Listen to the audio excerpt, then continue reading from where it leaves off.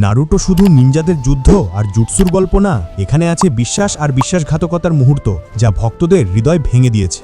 আজ জানবো সবচেয়ে শকিং কিছু বিশ্বাসঘাতকতার ঘটনা। নাম্বার 1, ওরোচিমারুর গ্রাম ত্যাগ। একসময় সে ছিল লিফ ভিলেজের লেজেন্ডারি সানিন, কিন্তু অমরত্ব আর নিষিদ্ধ জুটসুর লোভে ওরোচিমারু নিজ গ্রামকেই ধ্বংস করতে চেয়েছিল। নাম্বার 2, দানজোর ইটাচিকে ব্যবহার করা। দানজো আসলে পুরো উচিহা ক্ল্যান হত্যার পেছনে বড় কারণ ছিল। সে ইটাচিকে এমন এক সিদ্ধান্ত নিতে বাধ্য করেছিল যা সাসুকের জীবন পাল্টে দেয়। নাম্বার 3, কাবুতোর দ্বিমুখী খেলা। ওরোচিমারুর ডানহাতি কাবুতো প্রথমে একেবারে সাধারণ সাপোর্ট চরিত্র মনে হলেও পরে সে পুরো ফোর্থ নিনজা ওয়ারে ভয়ঙ্কর ভূমিকা নেয়। নাম্বার 4, সাসুকের গ্রাম ত্যাগ।